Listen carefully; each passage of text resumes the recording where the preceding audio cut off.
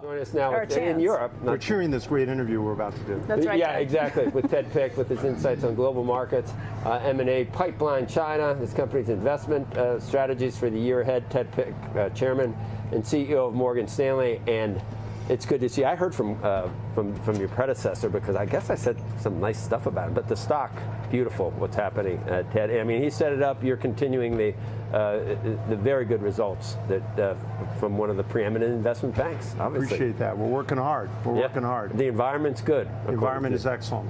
More than excellent, like almost the best of times, right? Well, it definitely is as good as it's been a long time in the investment banking space, because as you know, the merger activity got stalled first by the pandemic, and then roofing of rates, and sponsors didn't know what to do. But now it's happening, and it's happening large cap as well, because the AI is, of course, real, and people need to defease that cost. So you're seeing a ton of large cap M&A, and you're also seeing cross-border activity. And that also brings great IPO volume into the market. We're seeing real companies, real capitalization, growth companies that aren't wanting to stay private much longer. They want to come. So as an investment banking matter, it's a great setup. In our wealth business too, you know, assets have accumulated. Folks want to diversify. They like working with their financial advisor. You know, Joe, we're the largest administrator to corporate plans in the country. So folks want to pay for their retirement by being well invested. And the E-Trade platform is doing great. So between wealth and asset management and the investment bank, things are going good. Can you put your finger on things that you can control that are going well? I'm sure you'd say that the environment for artificial intelligence and all that entails in terms of excitement and sentiment and funding, and but tax policy is better, deregulation is better. The Fed has done a pretty good job in recent years. There is no doubt that the normalizing of the regulatory environment has really brought some strut back to the legacy firms. Those of us that have been able to keep our intellectual capital through thick and thin, we're able to do the stuff that you knew us to do for 15, 20 years. They got kind of quiet during the heart of the toughest regulation, and now it's normalized, and that's you know, super positive for the forward and the kinds of activities that we can do with our clients. And I think also the fiscal orientation of the administration has been positive. Clearly, there's been a view that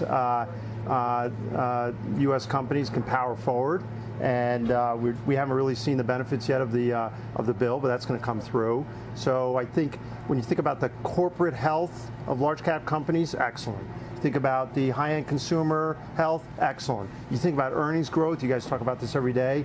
I think the long-term average is around 7 or 8%. This year looks like Wilson's talking about 15, 16, 17%. So wow.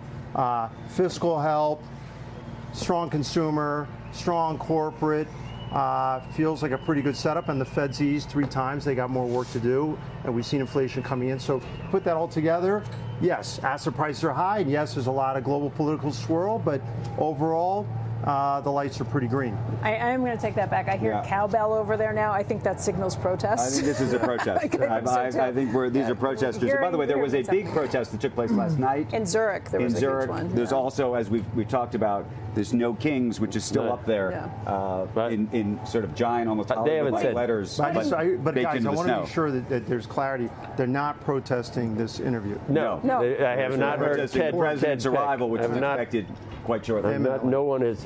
But Ted, to that point, you know, we hear all the great numbers that you've just talked about, these huge tailwinds for businesses, for corporate America, for the markets. And then you hear the sort of angst that takes place with the rhetoric around Greenland, with the potential for additional tariffs that gets put on. Does that slow down the prospects for business from any of the big corporate CEOs that you're dealing with, or is that something you blow right through?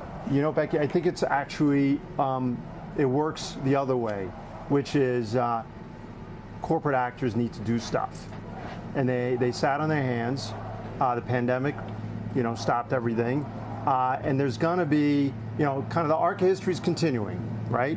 I think some folks thought that, you know, this whole end of history bit, and the end of history, I think, has come, where folks now are getting back to sort of the jostling of nation states wanting to, you know, be on top, rise and fall nations. All that kind of stuff is very interesting for folks that are helping solve strategic problems. And, you know, we're a global enterprise. We have 30,000 people outside the U.S. We have global CEOs around the world who want to get our advice. And I think that's part of the reason Morgan Stanley's had success here in the last couple of years, is we've been able to stay global, the old school Morgan Stanley trusted advisor narrative, but also now running the world's largest wealth manager. In the U.S. is, as you know, about $9.3 trillion under management. The beauty has been, we were talking about some of the Morgan Stanley career folks like Ashton and Fife. These are folks that have spent 30, 35 years at Morgan Stanley, and we talked about this a little bit last year. Yeah. I think our secret sauce is we survived the crisis all those years ago, and our senior management on average has been at the firm for about 25 years, and we have something called the integrated firm, where we bring people together. And I think at a time now where CEOs are dealing with pretty, incomplete information. They just want to hear what the reality is. Mm-hmm. We're not looking for the next trade. We're looking for something that catalyzes transformation. And they can only have one or two folks in the boardroom. They can only have one or two folks administering their stock plan. They can only have one or two folks administering or running their own money. And we want to be that person. We're in that Venn diagram, and I think it's very exciting. And for the CEO, it gives her comfort. If she's talking to someone she's known for 20 or 25 years, she can say, okay, I know you. How much is this a distraction?